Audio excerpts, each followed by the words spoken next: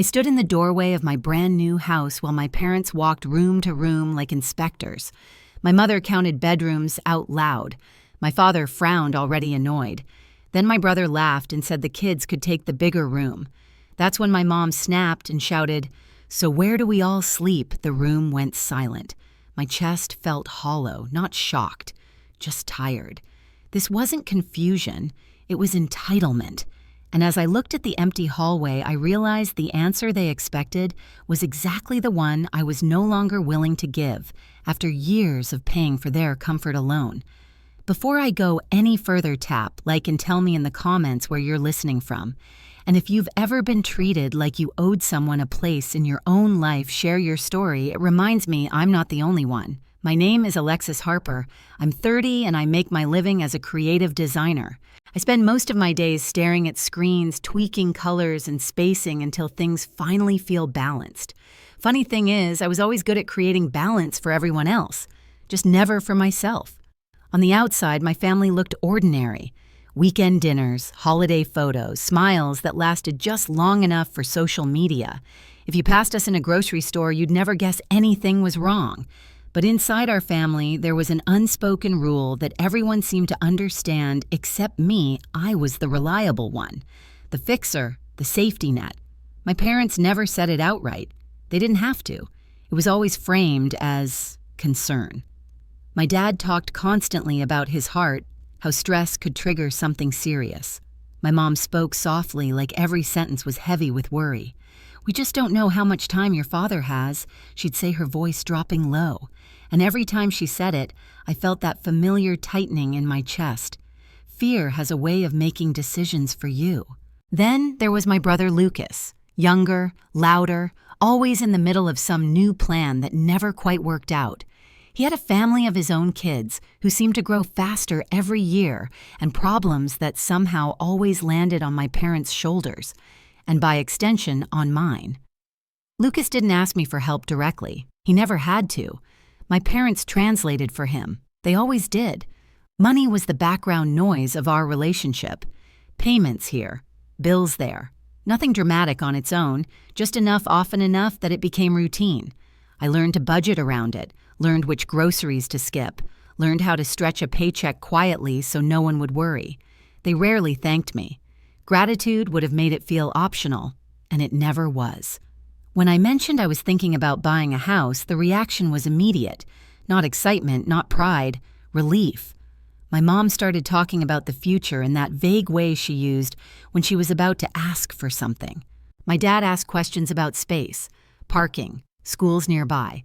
Lucas joked about how nice it would be for the kids to have a yard. No one asked what I wanted. They talked in plurals. "We'll need room. The kids can't be cramped. Families should stay together." Every sentence carried an assumption that my first home wouldn't really be mine, that it would be an extension of everything I'd already been providing. I remember sitting alone that night in my apartment lights-off laptop glowing in the dark. Listings open, houses I could afford, houses that made sense. And for the first time, a thought surfaced that scared me more than disappointing them. What if I didn't build my life around their needs this time? The closer I got to buying a house, the louder my phone became. It started with casual check-ins, my mom asking how the search was going, my dad reminding me to take my time, but not too much time. Lucas sending links to neighborhoods he liked always, with comments about school zones and backyard space. None of it sounded aggressive on the surface. That was the problem. It was all wrapped in concern, like a gift you didn't realize had strings until it tightened around your wrists. One night, my parents invited me over for dinner. Nothing fancy, store-bought dessert, the kind of evening that pretends to be relaxed. We sat around the table, plates half-full, conversation drifting, until my mom cleared her throat. That was her tell. She folded her napkin slowly, then said, "We've been thinking about how important it is for the family to stay together. I already knew where this was going. I just didn't know how far they planned to push it."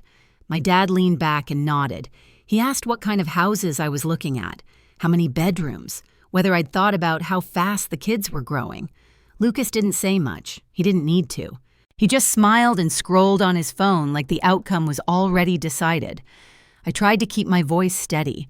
I said I was looking at places that fit my budget, places that made sense for one person. That word seemed to irritate them. One person. My mom frowned and said, "Family doesn't think that way." Lucas finally looked up and laughed. "You won't even notice us," he said. "We're used to squeezing in."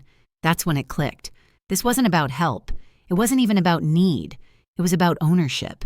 They spoke as if my future address was already theirs, as if my name on the paperwork was just a formality. The conversation escalated without anyone raising their voice.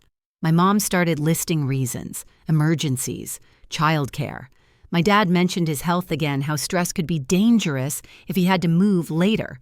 Lucas said rent was crazy these days, like that settled everything. No one asked if I was okay with it. They were negotiating a life I hadn't agreed to live. I left early that night. In my car, I sat with the engine running, hands on the steering wheel, heart pounding. I felt small, not because they were louder than me, but because they were so certain. They believed I would cave. History was on their side. Over the next few weeks, the pressure became constant. Texts asking for updates, suggestions disguised as jokes. My mom sent listings that were way above what I'd mentioned. Lucas asked if the kids could pick their rooms. I stopped answering right away. The silence bothered them more than any argument would have. Then came the moment I stopped pretending this was still a conversation. My mom sent a message that said, "Just make sure it's big enough for everyone. We're counting on you. Counting on you. Not asking. Counting." I stared at the screen for a long time, and for the first time, instead of feeling guilty, I felt something colder and clearer. If I followed their plan, I wouldn't just be buying a house. I'd be locking myself into the same role forever. That night, I opened a new search filter and unchecked one box: minimum bedrooms. 2 was enough. Once I made the decision, everything got quiet. Not peaceful. Just still, like the moment after a door slams and you're waiting to see what breaks. I stopped explaining myself. I stopped responding to every message. The house search became something I did alone early in the mornings before work or late at night when the city outside my apartment had gone dark. That's when I found it. A small 2-bedroom bungalow tucked into a quiet neighborhood. Nothing flashy, no grand entrance. Just clean lines, big windows, and a patch of sunlight that spilled across the living room floor like it belonged there. It felt manageable, honest, like a life that didn't require constant negotiation. I didn't tell my parents, not because I wanted to hurt them, but because I knew they would try to rewrite the choice before it was even mine. I met with a lender. I read every page. I asked questions I'd never asked before about ownership liability boundaries, words that had never existed in my family vocabulary. Signing the papers was strangely emotional, not dramatic, just heavy. I sat there with the pen in my hand, thinking about all the times I'd signed off on things for everyone else without a second thought. Payments, bills, promises I didn't realize were permanent. This time my name meant something different. This time it meant control. When the sale closed, I walked through the house alone. I opened the windows. I stood in each room and imagined nothing. No plans for guests, no mental math about who would sleep where. Just space. 2 bedrooms, 1 for me, one that could be anything or nothing at all. The pushback started the moment my mom found out. She didn't ask how I felt. She asked how many rooms. When I told her there was a pause on the line, the kind where you can hear someone recalculating. 2, she repeated like I'd misspoken. That's small. My dad followed up with a call of his own. He said he was worried about emergencies, about the kids, about how cramped it would be for everyone. I listened without interrupting. When he finished, I said I understood his concerns. Then I didn't add anything else. The silence unnerved him. Lucas was less subtle. He sent a message that read, "So where are we supposed to fit?" There was no greeting, no question mark at the end, just assumption. That night, I sat at the kitchen counter of my new place eating takeout from the container, the house still echoing around me. For the first time, the guilt didn't hit right away. Instead, I felt something else. A shift. Like I'd stepped out of a line I'd been standing in my whole life. I wasn't cutting anyone off. I wasn't yelling. I wasn't making threats. I was doing something far more dangerous to them. I was choosing myself quietly. And I knew they weren't going to accept that without a fight. They didn't ask to see the house, they announced it. My mom texted me early that morning, something cheerful and fake about making it a family moment. My dad followed up with a reminder that Lucas and the kids would be coming too, as if that detail was non-negotiable. Lucas sent a thumbs-up emoji. No questions, no permission, just confirmation. I said yes anyway. Not because I wanted them there, but because I knew this was the moment everything would either collapse quietly or explode out in the open. I wasn't running anymore. I arrived early, unlocked the door, and let the house fill with air. The windows were wide open, light spilled across the hardwood floor. The place smelled like fresh coffee and faint paint, clean and undecided. No photos on the walls yet, no clutter, just space that hadn't learned how to belong to anyone else. Their cars lined up along the curb like they owned the street. My mom stepped inside first, purse tucked under her arm, eyes already scanning. She didn't say hi. She didn't hug me. She did what she always did. She evaluated. My dad followed slower, his mouth set in a familiar line of disappointment he'd perfected over the years. Lucas came last with the kids, loud and casual, like this was a vacation rental he'd already paid for. Wow, my mom said finally. It's cozy, that word. Cozy, the polite version of small. She walked straight past me and into the hallway, opening doors without asking. Bedroom, bathroom, second bedroom. She stopped there, counting silently, once, twice. Then she turned back toward me. That's all she asked. That's all I said. The room shifted, not loud yet, just tense. My dad cleared his throat. Alexis, you didn't mention it was this limited. I didn't hide anything, I replied. You never asked. Lucas laughed, shaking his head. Okay, but where's the rest of it? The bigger rooms, there aren't any. My mom pressed her lips together. She walked the house again slower this time, opening cabinets, checking the backyard, standing in the doorway like she was waiting for something to reveal itself. Lucas whispered to his kids to stay near him. No one spoke to me directly. Finally, my mom stopped in the living room and turned around, her voice sharp. Now no effort left to soften it. So where do we sleep? She demanded. The question echoed, not just because of the empty walls, but because of how certain she was that it was valid, that this was something I owed them an answer to. Lucas crossed his arms. My dad shook his head like I'd failed a test I didn't know I was taking. I felt tired, deeply tired. Not angry, not scared, just done. You don't, I said. Silence crashed down hard. Lucas blinked. What? You don't sleep here, I repeated. This house isn't for that. My mom laughed, once sharp and humorless. Don't be dramatic. I'm not, I said. I'm being clear. My dad stepped forward. So you expect us to just... What, visit and leave? Yes. That's heartless, my mom snapped. After everything we sacrificed for you. I nodded slowly. You mean everything I paid for? Her eyes flashed. That's not fair. No, I said. It's accurate. They all started talking at once then. My dad brought up his health the way he always did when he felt cornered. Lucas talked about how hard things were for his family, how expensive everything had gotten. My mom listed moments from my childhood like they were receipts I owed interest on. I let them finish. Then I walked to the kitchen counter and picked up the folder I'd left there. What's that? Lucas asked, already annoyed. Records, I said, opening it.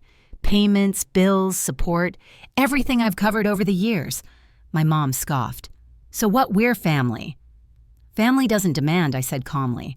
Family doesn't assume ownership. Lucas leaned closer. You're really going to turn this into a legal thing I already did, I replied, quietly, to understand where I stand. My dad's face darkened. You talked to a lawyer? Yes. For what, my mom snapped. To sue your own parents, to protect myself, I said. And to stop this. I slid the folder across the counter. No theatrics, just paper meeting wood. This house, I continued, is in my name, fully, legally. There's no obligation for me to house anyone else. No requirement to make room, no expectation beyond what I choose. Lucas laughed, but it sounded thin. You think paperwork changes who we are? No, I said. I think it shows who you've been. My mom's voice dropped. You're choosing a building over your family. I met her gaze. I'm choosing boundaries over being used. The kids were quiet now. One of them tugged at Lucas's sleeve and asked when they were going home. The word home landed heavy in my chest. This place. This quiet, empty space. It was the first thing that had ever truly been mine. "You can't just shut us out," Lucas said, his voice sharper now. "We're your family." "I'm not shutting you out," I said. "I'm stopping you from moving in." My dad looked genuinely shaken. "You're tearing us apart." "No," I replied. "I'm stepping out of something that was never fair." My mom looked around the room again, slower this time. The windows, the corners, the absence of extra beds. Her expression shifted from anger to calculation. "This isn't over," she said quietly. "I know," I answered. "But this part is." I walked them to the door. No shouting, no dramatic exit, just the sound of footsteps and the door closing behind them. The click of the lock echoed louder than anything they'd said. I stood there for a long moment, my heart racing, hands trembling. Then I laughed softly, not out of joy, but relief. They had come expecting space, expecting control. They left with nothing. And for the first time, I didn't feel guilty about it. The fallout didn't happen all at once. It came in quiet ripples. My mom stopped calling. When she did text, the messages were short and careful, like she was afraid of crossing an invisible line. My dad sent one voicemail about his health, then nothing. Lucas tried once more, a long message about how disappointed he was, how families should stick together. I read it without responding and deleted it. For the first time, their words didn't pull me back in. They didn't show up at the house again. I heard things through relatives, how uncomfortable gatherings had become, how my parents complained without naming me, circling the truth like it might bite, how Lucas had to figure things out on his own for once. I didn't feel victorious listening to it. I just felt distant, like I was watching a story that no longer belonged to me. Life in the bungalow settled into a rhythm. Morning light in the kitchen. Quiet evenings without tension humming under my skin. I bought a small table and ate meals without rushing. I slept better. I stopped checking my phone every few minutes, bracing for another demand. The biggest change wasn't my family. It was me. I realized how much space fear had taken up in my life. Fear of being seen as selfish, fear of being alone, fear that love had conditions I had to keep paying for. Letting go of that didn't make me colder. It made me calmer. Sometimes I'd stand in the doorway at night, looking down the hall at the 2 closed bedroom doors and smile. Not because I'd won something, but because for the first time what I had was enough, and no one could take it from me. If this story stirred something in you, let me say this plainly. Setting boundaries doesn't make you cruel. It makes you honest. Love that only exists when you give everything you have isn't love, it's a transaction. Walking away from that isn't failure, it's survival. If you've ever felt like your needs came last in your own family, you're not imagining it, and you're not alone. Share your thoughts in the comments and tell me where you're listening from. Your voice matters more than you think, and if you want to hear more stories like this, hit subscribe and stay with me.